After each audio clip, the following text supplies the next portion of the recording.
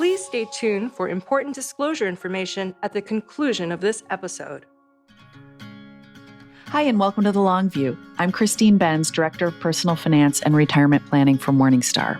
And I'm Jeff Patak, Chief Ratings Officer for Morningstar Research Services. Our guest on the podcast today is Jordan Grumet. Jordan is a physician and an Associate Medical Director at Journey Care Hospice. He also hosts the popular Earn and Invest podcast, which he launched after years of blogging about financial independence and wellness at the website diversefi.com. Jordan's latest book is called Taking Stock, a hospice doctor's advice on financial independence, building wealth, and living a regret-free life. In it, he shares lessons that he's learned from interacting with patients during the last parts of their lives. Jordan received his undergraduate degree from the University of Michigan and his medical degree from Northwestern University. Jordan, welcome to The Long View. Well, thank you so much for having me. I'm excited for this conversation. We're excited to have you here. Now, we wanted to start by discussing your origin story. You trained as a doctor, and in the book you discuss how your father's death drew you to that profession. Could you share that story? Sure. So my father died suddenly when I was 7 years old. He had a brain aneurysm and literally went to work with a mild headache. It got severe through the day, and then he collapsed. He was put on life support, which we decided to remove a few days later. It was at that magical time when I wanted to be just like my father. I was 7. I wanted to walk like him. I wanted to talk like him. And of course, I was enamored by the occupation that he cared so much about, which was being a cancer doctor. So he was an oncologist. And I wanted to be just like him. And when he died, it made concrete in me this idea that I would follow in his footsteps. In fact, as I got older, it became the rationale sort of in my brain for why this strange, unexpected thing had happened to me. I couldn't explain why he died, but I could certainly tell myself the story that I was meant to walk in his footsteps, to carry the torch for him, so to speak. And so I can't really remember a time in my life where I didn't expect to become a physician. And so as you advanced in your career in medicine, you began to draw some conclusions about how your dad's death had affected some major life decisions you made subsequently. Can you talk about some of the pivotal moments for you on that journey? You know, there were several points where I realized that although I had always thought I wanted to be a doctor, it didn't fit me always as well as I expected. You have to remember that when you're in college and even in the beginning of medical school, I think just like in most professions, you don't really know what it is. There was a moment during residency where it really hit home. I was a second-year resident, and I was left alone in the ICU at night, which was normal for second-year residents. In the ICU, we took care of the sickest of the sick patients, and one of the patients that had been handed off to me went into respiratory distress, and I tried my best to put a breathing tube down or intubate the patient. It didn't go as planned. Eventually, the patient passed away. And I remember having this discussion with the family as they came in at 1 a.m. Remember me, the second-year resident, I was the most senior physician in the hospital at that time. And I talked to the family, and they seemed to understand this was an elderly man, and he was very sick, and he died. And after his family left, I got a series of calls the next morning. It turned out the family that had come to see me was his new family, but he had 3 daughters from a previous marriage who had no idea what happened to him. So I had to tell them over the phone that he died. They were, not even in town. And it was this horrible, horrible feeling. And it was this moment in medicine that changed me forever. I mean, from that point on, I started to build up these walls to protect myself. And that first act of being less enamored in medicine and finding the true stress and fear and difficulty of dealing with life and death was kind of the first crack in the wall of many things that eventually led to a lot of burnout for me with the practice of medicine. Eventually, as I became an attending physician and started my practice in internal medicine, I realized that there were all these things that I just hadn't thought about before. All the paperwork, the administration, the fears of being sued, the worries even about your patient's well-being and wondering if you could make the right decisions for them. It really led to me realizing that while I love this idea of becoming a physician because it connected me to my father, it wasn't exactly the profession I thought it would be. And I certainly hit kind of burnout at an early age and continued to burn out as I went farther and farther and worked harder and harder to try to figure out what I wanted to do with my life and my profession. I started realizing that this kind of dream I had as a kid might not have been the reality that I eventually fell into. So as you were going along in your career as a physician, it sounds like you became acquainted with the financial independence, retire early movement, and you realized that you had the financial resources to retire early. But you didn't have any sense of how you would spend your time if you kind of separated from your practice in medicine. Can you discuss kind of coming to that realization and what you decided to do about it? As I went farther as a physician and felt more and more burned out, I realized that I had to find a way out. I had to find a way to support myself without doing some of this work that was exhausting me. And I started to look around and try to figure out what my options were. Now, I was incredibly lucky because I was born to a fairly well-off family, and I had two parents who modeled really good financial behavior for me. So they always saved a lot more than they spent. They invested in the stock market. They owned real estate. They were entrepreneurs and owned their own businesses. So I found as I went through medical school and started making money, I made a lot of the same decisions they did, but I didn't really understand why.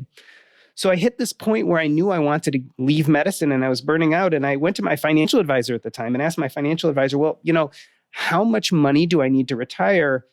And one of the first questions my financial advisor asked me, this was someone who was actually a very good financial advisor, but in this case, the advice they gave me didn't necessarily serve me. They said, well, how much do you want to spend each year? And this was something I had never contemplated. Believe it or not, even though I really saved a lot of money and took care of myself financially, I'd never budgeted. So when he asked me how much I wanted to spend each year, I was thinking somewhere around $250,000, $300,000 a year. So he then used those calculations to do a Monte Carlo simulation and ran me through a bunch of calculators and said, you know what, you're just nowhere near that, right? So in my mind, I kind of decided, there's no way I can retire yet. And then I asked my accountant, I kind of said the same thing, how much do I need to retire? And my accountant said, I really think you need about $10 million in the bank. And I was not near $10 million. So I'd come to this conclusion that this was just something I couldn't do. I was going to have to find another way to make money or accumulate wealth. Because if I really wanted to leave being a physician, I wasn't at the financial place where I could do that. And then in 2014, I was writing a medical blog. I'd been writing about medicine and what it felt like to be a doctor. And I had a moderate following. And I got a phone call in the office from a guy named Jim Daly. Jim Daly is the writer behind The White Coat Investor. And he had written a book about personal finance and financial independence for people with high incomes like physicians. And he asked me to review it for my blog. And I, of course, said, oh, sure, that's great. You're going to give me a free book. I thought it was amazing. He sent me the book and I read it. Probably it took me 3 or 4 hours to read through it. And all of a sudden I had kind of the vocabulary that explained a lot of my financial behavior, but it also gave me the beginnings of the vocabulary of financial independence. And it was very easy for me to do some back of the napkin calculations and realize, oh, you have enough money technically to stop working or at least cut down quite a bit. And that was a realization that I had never had before. And as I tell people, I was exhilarated for all of a few minutes. And then I had a panic attack and I got really, really anxious. And it took me a while to realize what that panic and anxiety were. It actually even eventually led to a depression for a few months. I had spent all of this time thinking about getting away from medicine. I had worried so much about making money and doing all those things that my parents had taught me to be well financially off. But I hadn't done much thinking about who I wanted to be or what the real purpose of that money that I was making was going to serve. So I kind of knew that I needed it to buy food and clothing and support my children and all those kind of things. But we all know that that's only one small part of living. I had realized that my identity and purpose were not being served anymore by being a physician. Now I had to face the fact that I was going to sever the small thread I still had with my father, who died when I was 7 years old, but also that I had no idea what my identity and purpose were because I had been so wrapped up in this physician identity for so long that I had never really took the time to figure out what was important to me, what I needed to accomplish, what I want my legacy to eventually be. They were all questions I never asked. And I was faced with that all in a moment after reading that book. And it took a long time to actually start sorting through those things and realize some of the boons of financial independence instead of some of the stress, which was what I felt immediately.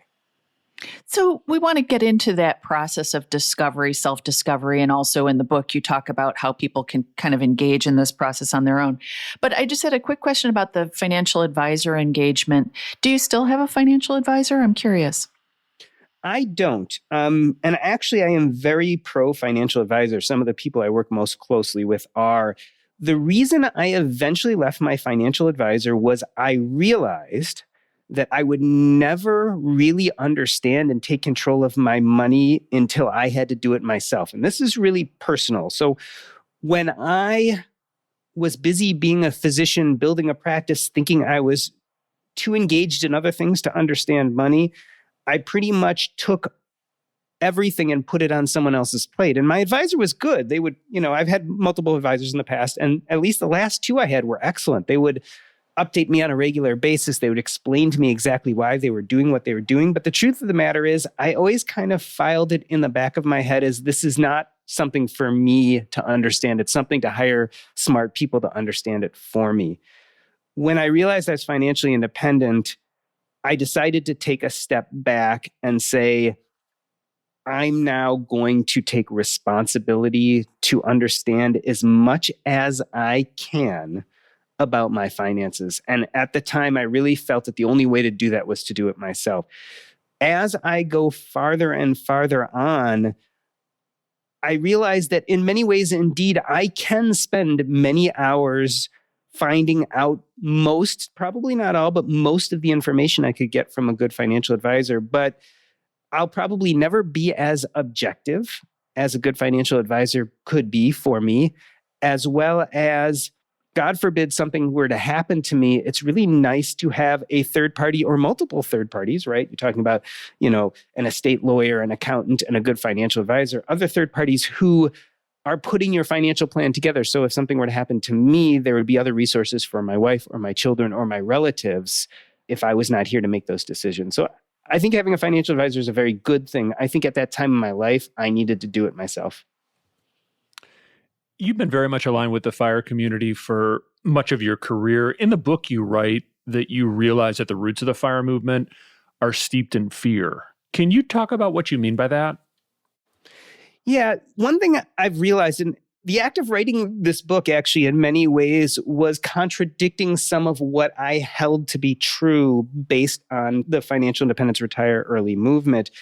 One of those things that I think we do in this movement, and a mistake I certainly made, is we turn money from a tool into a goal. So instead of thinking about what money can do for us to search deeper for our meaning and purpose and connect us to people we love, sometimes we look at it as a goal unto itself. And the reason that that's bad is it's just something that we don't have as much control over sometimes as we'd like to. And if you think about some of the biggest debates in personal finance and specifically in the FIRE movement, think about all those things we debate. We debate things like safe withdrawal rates, and we talk about sequence of returns. I think what we're really doing is we're talking about our fear of running out of money. And a huge part of being in the FIRE movement is that continuous concern about whether I'm going to run out of money or not and how to protect myself from that. And as I got further into why we do what we do with money, and especially after spending time and taking care of people who are dying and talking to them about their regrets and concerns, I really started thinking that maybe we're concentrating on the wrong things. Maybe we need to put money back where it belongs, which is as a tool to allow us to achieve those things that have deep meaning to us, as opposed to being a goal unto itself. And I think it comes down to that. We can't control necessarily everything about our money. You nor I know what's going to happen over the next 10 years in the equity markets. We don't know. A lot of us don't know even what unexpected expenses are going to happen that we can't foresee. There's lots of things that happen for better, for worse. And I think if we focus too much on that quote unquote goal of a financial independence number, it leads to fear and worry as opposed to the freedom that we're really all looking for. One of your passions is helping people determine whether their activities are aligned with what gives them that sense of meaning and purpose. Before we get into that, can you discuss some of the reasons that these two things can get out of whack for us? It seems like the quest for status and financial remuneration would be high on the list, but what else? I think it's really easy to confuse achievement and wealth with meaning and purpose. And I think we do it often. And part of the reason is I think it's low-hanging fruit. I mean, I think it's really simple to say, I will feel good about life when I get to this job level. Or it's really easy to say, I'll be okay once I reach this net worth. I like to call that low-hanging fruit. They're easy goals, maybe not easy to achieve, but at least easy to map out. And we know what to do, right? If you want to make more money, you can work harder. You can get as many promotions as possible. You can side hustle. You can invest in the stock market. There's all sorts of things you can do.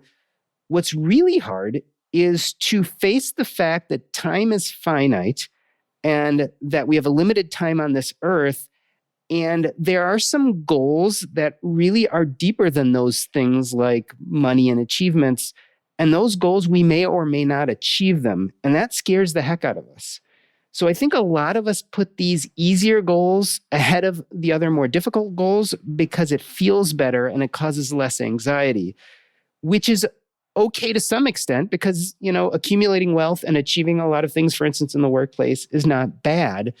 But ultimately, one thing I've really learned from the dying is when all of a sudden you're told you only have 6 months to live, a lot of those low-hanging fruit goals disappear and you start asking yourself the much deeper questions like, what did I want to do with my life and did I achieve that? I think we're really scared of facing that until we're pushed to.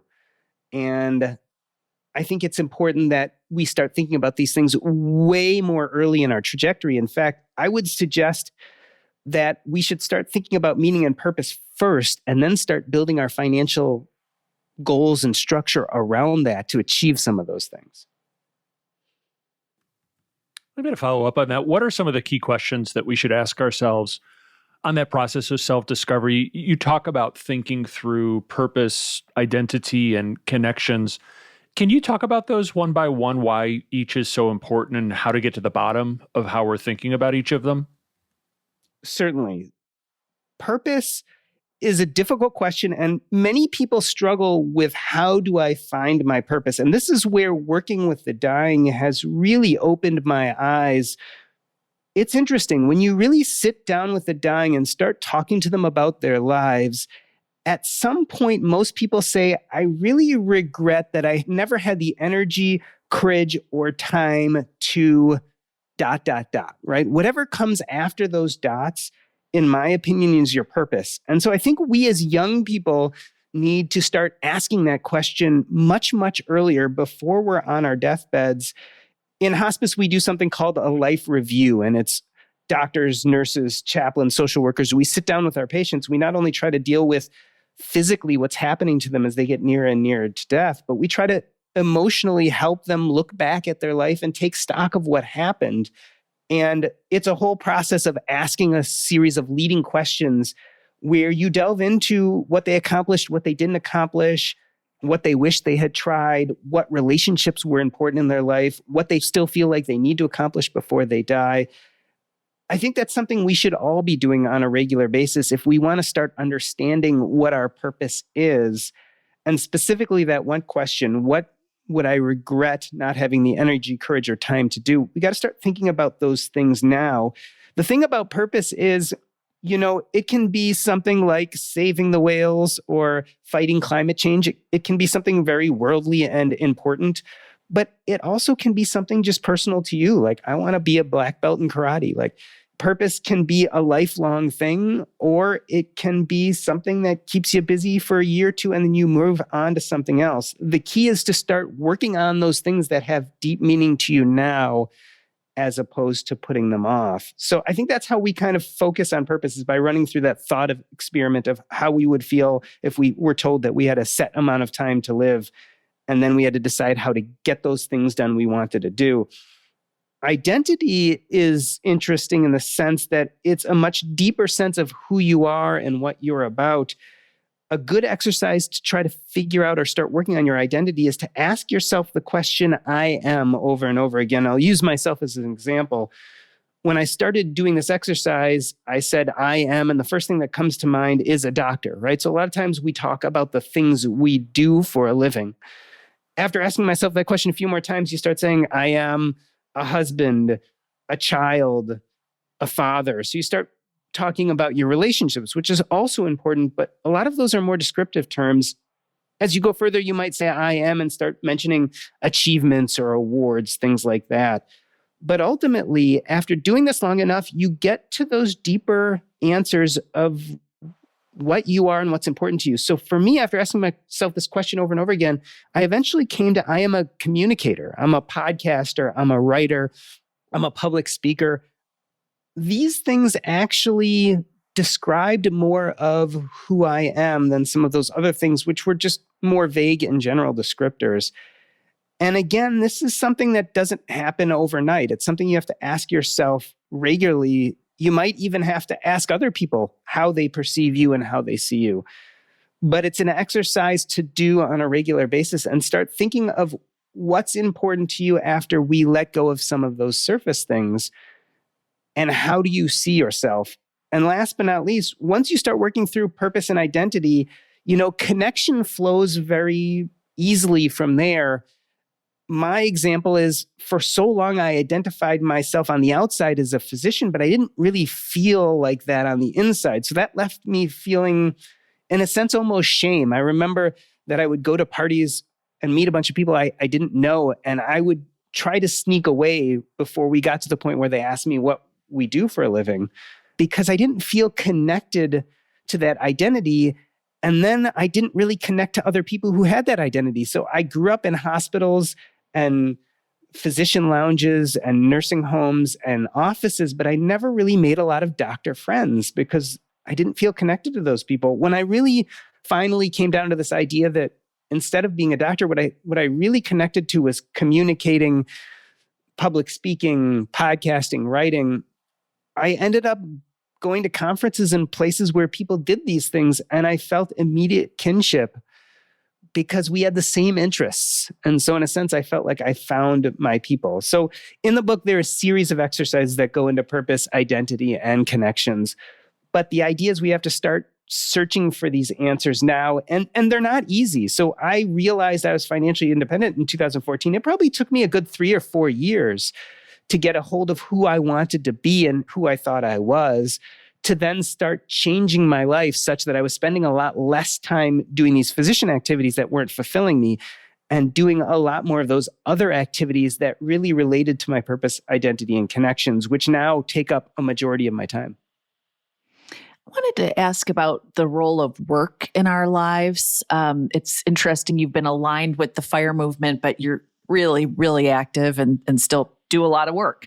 So can you talk about the role of work in our lives, what work can bring to us if that work is well chosen?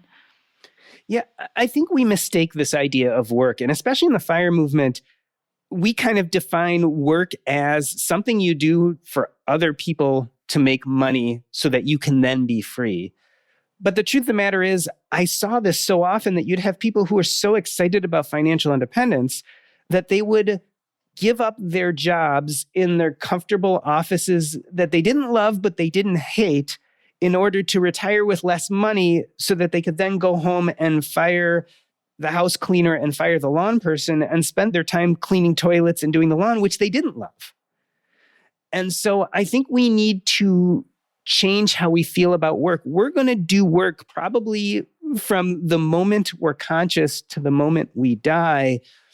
When we let go of this idea that we work to make money for other people and just think of work more as an exchange of goods and services, we realize that it's not about when you start or stop working. It's more about what type of work you do and how well that work meets your sense of meaning and purpose. And it can lead to some interesting conclusions. In the book, I talk about one of my patients who I eventually met in hospice, but he was a dishwasher, and he got enamored with this idea of retiring And so he saved and saved and saved and left his job in the restaurant where he had been a dishwasher for many, many years to go home. And what did he end up doing? He ended up cooking and cleaning for himself and washing dishes, except now he wasn't doing it for his employer. He was doing it for himself, which was interesting because when he looked back at his life and he did a life review, he realized, you know what? I really benefited from some of those connections and relationships I had at work. Why was I in such a rush to leave? I think when we redefine what work is and what it means to us, we can start bringing this idea of meaning and purpose into our work such that we're not in such a rush to retire because we want to continue doing things that have meaning for us. Now, that doesn't mean there isn't a place to put your nose to the grindstone and work at a job that isn't full of meaning and purpose to make enough money to then better allocate your time later on to do more meaningful work. That's not to say that we can't make that trade-off in life. It's just, I think we need to be much more thoughtful about how we do it. And specifically for me, what I learned was that as opposed to just completely leaving that physician persona, I started subtracting those things out of work that I didn't like until I found what still felt part of my identity, which was hospice work. So in a sense, I was able to move away from this idea of that traditional idea of work, of doing activities for other people, which you don't particularly like. But I found a segment of the work that I had been doing this whole time that really fulfilled my sense of meaning and purpose, something that I would do even if I wasn't getting paid for it. And I knew that was worth keeping. So when we change our concept of work, we can start looking at what we spend our time doing, whether it is to make money or not, and start whittling away those things we don't like and start building up those things we do like and spend more time doing things that frankly have a sense of meaning and purpose for us and help us make those connections that are important. I suppose while we're on the topic of, I think you call it mastering the art of subtraction in the book, and it's a very interesting section of the book. A related question is whether someone needs to be in a position of privilege to engage in that process of subtracting. On the surface, it seems like kind of a rarefied thing to be able to pick and choose activities in this way, but you've had a lot more experience with this, so maybe you can sort of disabuse us of that notion. But do you think that maybe there is sort of an element of privilege to it? Well, don't get me wrong. There's no question that having the privilege, meaning having enough money to have better control over your decisions, helps. But it's not required. And I can think of a number of situations where people were in more dire situations, but still could use that art of subtraction to make decisions. My in-laws came to the United States from Iran and had to use the art of subtraction in many different ways, both in their jobs and outside of. So first, in 1979, they found themselves on the wrong side of a political agenda and had to decide whether to subtract out a comfortable life where they made lots of money and were very securely middle upper class. They had to decide whether to subtract that out for safety, because the other possibility was staying in Iran that had become dangerous for them because of some of my father-in-law's associations through work. So his first great act of subtraction was leaving all of his wealth behind to come to the United States. Now, once they were in the United States, they had to use that art of subtraction mercilessly in many different ways. So lifestyle ways, they had to subtract things out of their budget that they didn't need. So when they lived in Iran, they had nice cars and expensive furniture and really nice clothes. When they came to the US, they didn't have that luxury. They had to subtract all that out and do things like shop at thrift stores. My father-in-law eventually owned a shoe store. He was barely making it work, making a little extra money. And then he got held up at gunpoint twice within a 6-month period in his shoe store. He had to then subtract that out of his life because it was not safe for him, and instead took what little money he had and bought a multi-unit building, which eventually would support them for the rest of their lives and build enough wealth for them to live off of. Subtraction is something we can definitely do when we're in that privileged position, but there are a lot of people who aren't. I had a patient who eventually got emphysema, and he had been working in the school system forever, and he had not been as careful with his money. And he was a math teacher. And any of us who have kids know that the way we teach math over the last decade or two has changed quite a bit. And he was really in disagreement with the new way math was being taught. On the other hand, he needed to stick around for that school pension, and he certainly didn't have enough money to quit right away. So he used the art of subtraction in an interesting way. He used some of his other skills and stayed within the school system, but stopped teaching math and became a college counselor. And then they had a need for a coach for one of the high school teams. And so he was able to change his job so that he could stay there and that he could still collect his teacher's pension or at least build it up, still get all the benefits that he needed to live. On the other hand, he was able to subtract that part out of his job he didn't like, which was teaching math, and yet keep what he did like, which was helping young people, and in this case, coaching the sport. So I think there are ways that we can start using the art of subtraction to make our lives better. That might mean moving from one job to another. That might be leaving one portion of your job and working in another sector. That might be for some people who have a little money saved up, going to part-time. For other people, it might mean starting a side hustle. So I think it can mean a lot of things depending on where you are economically. But I think the point of all this is that we need to start being intentional about the trade-offs we make when it comes to how we make money. And so whether you are fighting to put dinner on the table tonight or whether you are securely financial independent and have a high net worth, I think everyone needs to be thoughtful and intentional about the trade-offs they make. Sometimes there are going to be a lot of choices. Other times there may not be any. But that's what we need to strive towards. You wrote in the book about what you call the fallacy of enough. Can you describe what that means? Certainly. And I definitely experienced this with both money as part of the financial independence movement, as well as being what I like to say an achievement junkie, right? I've lived my whole life going from achievement to achievement to achievement. At some point, we start thinking if we just get to a place, it will be enough. And I like to talk about money because I think when it comes to money, and especially in the financial independence movement, it makes sense. We get to, for instance, a net worth, and we say, once I make it there, I will have enough.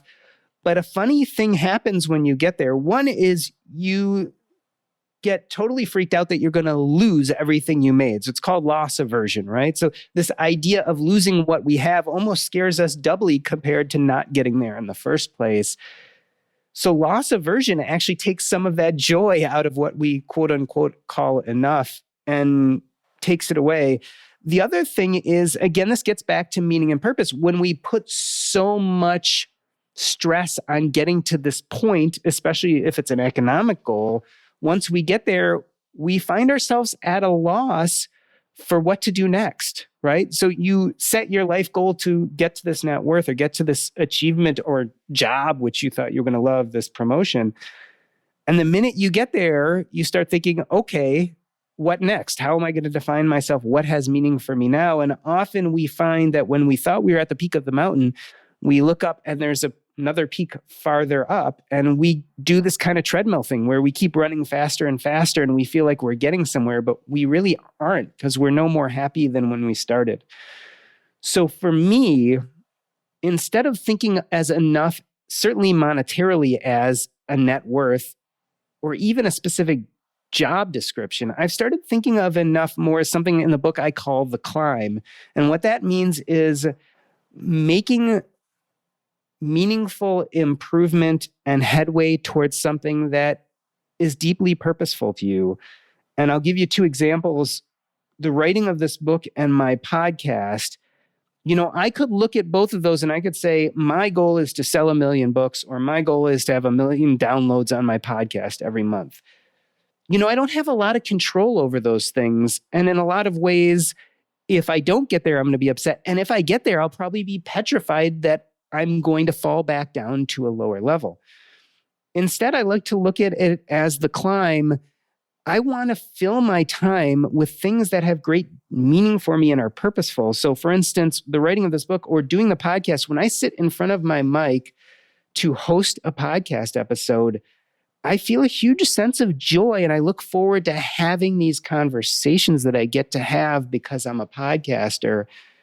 Yes, I'd like to make some improvement, but instead of worrying about whether I can get to that big, audacious goal, I focus on incremental gain. So what are those things that I can do that are deeply meaningful to me, give me a sense of purpose that I enjoy doing regardless of the end result, and that then I can also make a little headway or some incremental gain at, I think that's way more gratifying than shooting towards this idea of enough and however you define it as. I think you might have mentioned this earlier in our conversation that you believe that it's easy to get caught up in worrying about money because it can be measured and monitored in contrast with less tangible, kind of squishier concepts like purpose and identity. Is that one of the reasons people often focus disproportionately on their financial wherewithal and less on how well they're doing in some other areas? Yeah, again, I think it's really low-hanging fruit. I think it is easy to measure and monitor, and there is this deep gratification of getting closer and closer there. But in a sense, there's no there. Monetary goals are great, but ultimately the purpose of money is to be spent on things that give us a sense of meaning and purpose. And sometimes thinking about those things that give us a sense of meaning or purpose are complicated and difficult to think about and are anxiety provoking. In a lot of ways, I think it's a concept people have a tough time grasping. But, I think when we really start thinking about meaning and purpose, it reminds us of this idea that life is finite and that we're going to die one day. And as opposed to thinking about will we or won't we achieve those things and we better start today, it's really much easier to put that aside and think about some of the easier things.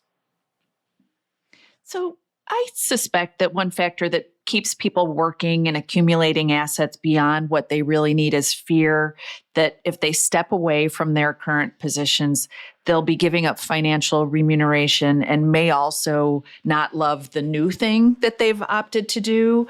So you'd sort of lose on both sides of the ledger. Like if I take this leap, I might not love it, and I might also put myself in a worse financial position. Is that legitimate in your view? And if not, can you discuss how people could get past that? I think we have to really understand the concept of time to answer that question. I think a lot of times we think that time is a commodity, and we talk about trading time for money, and we talk about spending time and losing time. We use all these descriptive terms that when you think about it don't really make sense. Time is a constant, and we don't have a lot of control over it other than two things. One is our perception of time passing, which it's its own subject. And the other is what activities we place into those time slots. So when you have someone who's making money and they like this idea of making money, but they don't really like their job, and especially for the people who are closer to financial independence or at least have enough money to have some wiggle room and make some decisions in their life, what they're doing is they're filling those precious time slots that we have no control over, with things that don't have meaning and purpose for them. So it is true that if you decide to pivot from one thing you don't like doing, but clearly makes you money, to something else which you're not sure you will like doing or not, I again remind people, money is a tool. It's not an end to itself. When you're spending your time filling those time slots with things that don't gratify you, with things that don't add to your meaning and purpose, you're pretty much wasting the one thing that really is important to everyone, is those precious moments of time which we can't change. So I would say by far for you to strike out and try something you're unsure of, and possibly be using those few time slots we have left in life, whether it be 10 years, 20 years, or less, by far more important to take that jump and take that risk and maybe find that you can fill those time slots with things that are a lot more gratifying, which mean a lot more to you. Because what's the sense of making money if the cost is doing things that don't fulfill you? Like, I think the trade-off isn't worth it.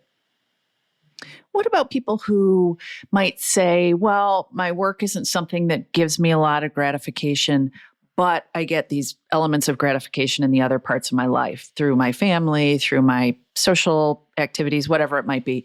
Is that a legitimate way to do it, where you sort of have work in a box and say, yes, it's not something that I love, but I'm going to get through it? Can people legitimately approach it that way? It seems like a lot of people do that from a practical standpoint. I think it's legitimate if we're intentional about the reason we're doing it. So there are multiple ways to get to financial independence. And one of the ways is what I call the path of the eldest brother. It's what we call front loading the sacrifice. It's working really hard in a job that you may or may not love, but being intentional about saving that money, investing it, allowing it to compound to get to a point where eventually you have enough of this tool, this potential energy, this money that you don't need to worry about making any more of it. And then you can go on to more purposeful or meaningful things. So there is completely nothing wrong with saying, I'm going to spend 8 hours a day doing this thing that I find mediocre, but it makes me enough money that I can spend the other waking hours of the day doing things I love to do. Great. But I'd also say then be real intentional about building a financial independence framework so that eventually you can even relieve yourself of doing something you don't like those 8 hours in the future. So I think as long as you're being intentional about it, that is a very reasonable path to financial independence. Build that financial framework, use that money in order to start compounding and saving and get to a net worth that allows you to then start being really thoughtful about how you use those hours. I wanted to ask maybe a variation of a question that we've put to you earlier in this conversation, but a key financial tension that we all face throughout our lives is figuring out how much we can spend on things and experiences in the here and now and how much we should save. Do you have any tips on how people can thread that needle or strike that balance? I definitely do. And the structure of the book, my book, Taking Stock, really is in 3 parts. The first is defining better your meaning and purpose. The second is building a pathway towards financial independence. And lastly, it's really asking yourself a big, important question. What scares you more, that you're going to die today and not use all that money you've accumulated to do things you truly want to do in life? Or are you worried that you're going to live to an old age and run out of money before you die? If you can answer that simple question of what scares you more, you then can start being a lot more thoughtful and intentional about how you save money for the future versus how you spend money now to fulfill a sense of meaning and purpose. Let me give you an example. My father, I told you he died when I was 7 years old. He was 40. Now, he always thought he was going to die young. In fact, he told my mom when he married her, he said, now I have to warn you, I've always had this feeling that I'm going to die young. So for my father, the conversation was a lot different for me. Deferred gratification wasn't as important to him because he didn't think he'd be around for retirement. So there wasn't a lot of worries for him to save for retirement. Of course, he worried about us. So he had life insurance for his kids and his wife. He worried about my mom having a career in case something happened to him, she would be okay. But he had hobbies and things he loved to do. He was learning other languages when he died. In fact, when he got out of his fellowship to be a cancer doctor, he was offered a very lucrative job in a private practice, and he decided to forego that to make half as much money to work at the VA at Northwestern University because it was a lot more fulfilling of a job for him. My dad didn't think there was a long-term for him. He was worried about dying early. So for him, he didn't need to save as much. And I would tell people who feel like my dad, you can still build a good financial independence framework, but maybe you're saving 10% of your money as opposed to the, FIRE community, which advocates saving 50% of your money. If you think that you may not live long, or if you're just worried about missing out on today, don't save as much. Still build a financial independence framework, but let's say you save 10% and then you have 30% left over. Put that 30% in a YOLO fund, and you know what? Enjoy yourself today. So what could happen? 2 things could happen. You could be like my father and you could die young, and you know what? If that happens, you really did spend on today and tried to enjoy that money. Let's say you're wrong and you live to a ripe old age. Well, you're still building a financial independence framework where you're still saving 10% of your income. It might take you to 65 or 70 to get to that point where you can retire, but you have a big YOLO fund all those years and you're doing things you love to do. So to me, that sounds like a win. That's one scenario. The other scenario is if you're like me. See, unlike my father, I thought I was going to live to, and I still feel like I'm going to live to a ripe old age.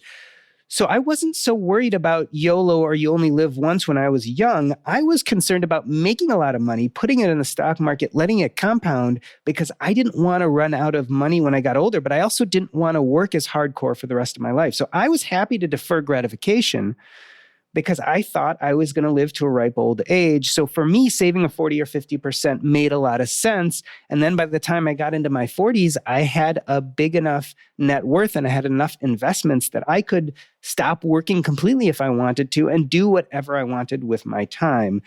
So the short answer is everyone should build a financial independence framework. People who are worried about today and not living long should really save a lot less and enjoy every moment as much as they can. People who feel like they might have a long life and don't mind deferring gratification a little more should save a lot more with this idea that they'll be able to stop working sooner. And I think that's the best way to answer that question. No one knows. We only have best guesses. Just like we don't know what's going to happen in the stock market tomorrow, we don't know what's going to happen with our health. Not everyone, in a sense, is as lucky as my dad that he at least had a premonition that this was going to happen. But we can at least go with our best guess. And I think it's the best way to organize the role YOLO and deferred gratification play in your life. The point of your book is to share some of the profound lessons you've learned from people who are dying. First, can you talk about why people are so lucid at this stage in their lives? And second, can you share some of those key lessons that you've learned? Certainly. Something strange happens when a person learns they're going to die. One is there's obviously mourning. They're mourning for what's happening, mourning for their family, mourning for what could have been. But really then the rest of that time for most people is spent figuring out how to reconcile their life. And a big part of reconciling your life is letting go of all those preconceived notions, worries, all those things that you had thought you were important, and spending some real time thinking, who am I, what's important to me, and what kind of legacy I want to leave. So in a sense, it's incredibly clarifying. Like I find people at the end of the life finally coming to terms with who they are and what they want. Something I really wish we did, most of us in our 20s when we were young, and then could live the rest of our life doing those things. So I say in the book, it's like a vice grip has been released. It's like instead of worrying about what society expects out of you, instead of worrying about what your family or friends expect out of you, instead of worrying about something that scares you so much, you want it so bad that you're not willing to come to terms with it or think of it, all of that melts away. And it gives us the excuse to think about who we really are and what we really want. So what do the dying regret? Well, let me tell you what they don't regret. They don't regret that they didn't work more nights and weekends. They don't regret that they made it to a net worth of $1 million instead of $500,000. Those kind of things are not there. Usually, again, what they regret is that they never had the energy, courage, or time to pursue those things that were deeply meaningful to them. That could be about relationships. Often that's about things that were important to them that they were afraid to try. A perfect example is I had a guy in his 40s who I took care of in hospice who died of leukemia. In his 20s, he took a year off of work and trained to go climb Mount Everest. The reason why I bring up the story is he didn't know in his 20s that he was going to die in his 40s, but think how he would have felt if he had never tried to do this deeply meaningful thing to him when he was sitting on his dying bed. He would have regretted it. The other interesting thing about his story is he didn't succeed. Like he made it only a certain way on Mount Everest, and then the weather and everything pretty much got out of hand, and he had to turn around and walk back down, and he never ended up going back again. So we mistake this idea that we regret what we didn't succeed at, which I don't think is true. The dying tend to regret what they didn't have the courage to try, what they didn't have the courage to go after, and often the outcome is not nearly as important as giving it their best. And so that's what I see in the dying, is that they wish that they had spent more time thinking about what had meaning for them and pursuing it. And I think that's, again, a huge lesson for all of us who are spending all of our time thinking about money and the role it plays in our life and worrying about our net worth and debating what the safe withdrawal rate should be, which is a joke, Christine, because you and I just had that conversation, and worrying about things like sequence of returns. These are all important things, don't get me wrong. But I think we need to go back to this idea of putting them in service of what's really important to us. And at the risk of asking you to maybe repeat some of those principles and precepts you talked about before, to build on your previous answer, sort of taking some of the lessons that have been imparted to you from caring for the terminally ill, what are some of those key steps that people can take to put themselves on that path to self-discovery, where they don't have these regrets, as you mentioned, about, not trying something that they wish they had more time to try, irrespective of what the outcome might have been? I think we need to spend time doing a life review on a regular basis while we're young and certainly before we die. So in my book, I describe how to do a life review, and certainly you can find it online. Life review is a big part of dealing with people in the hospice program. And I think it's something we should start at the beginning. We should start asking ourselves now, what has meaning for us? What is purposeful? We should do some of that identity work. Who am I? How do I define myself? And why? And I think even if you do some of these exercises and you're struggling, then you got to put yourself out there and experience things you haven't experienced before. You have to say yes to activities or people you normally wouldn't say yes to. You have to open yourself up to the realm of human experience and decide what feels good to you.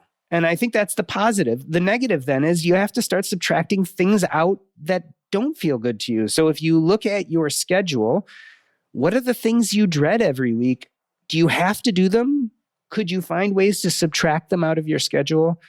I think we need to work both sides, what we need to add to our lives, what we need to subtract to our lives. And I'm not suggesting that this is something that you can do over a day or a week. I think this takes a lot of thought process. And I think it's something we have to work through. Again, using some of the exercises in the book is a very good way to do it. Asking yourself some of those important questions and thinking through it. Like, what are those things that you would regret on your deathbed? And why aren't we pursuing some of that now? Well, Jordan, this has been such a thought-provoking conversation. Thank you so much for being here, and congratulations on the book. Oh, thank you so much for having me. These conversations, I just think, are so important. So thank you for giving me the chance to answer some of these questions. It was our pleasure. Thank you. Thank you for joining us on The Long View. If you could, please take a moment to subscribe to and rate the podcast on Apple, Spotify, or wherever you get your podcasts. You can follow us on Twitter at Christine_Benz. And at SYouth1, which is SYOUTH and the number 1. George Cassidy is our engineer for the podcast, and Carrie Gretchick produces the show notes each week. Finally, we'd love to get your feedback. If you have a comment or a guest idea, please email us at thelongview@morningstar.com. Until next time, thanks for joining us. This recording is for informational purposes only and should not be considered investment advice. Opinions expressed are as of the date of recording. Such opinions are subject to change. The views and opinions of guests on this program are not necessarily those of Morningstar Inc. and its affiliates. Morningstar and its affiliates are not affiliated with this guest or his or her business affiliates unless otherwise stated. Morningstar does not guarantee the accuracy or the completeness of the data presented herein. Jeff Patak is an employee of Morningstar Research Services, LLC. Morningstar Research Services is a subsidiary of Morningstar Inc. and is registered with and governed by the U.S. Securities and Exchange Commission. Morningstar Research Services shall not be responsible for any trading decisions, damages, or other losses resulting from or related to the information, data analyses, or opinions, or their use. Past performance is not a guarantee of future results. All investments are subject to investment risk, including possible loss of principal. Individuals should seriously consider if an investment is suitable for them by referencing their own financial position, investment objectives, and risk profile before making any investment decision.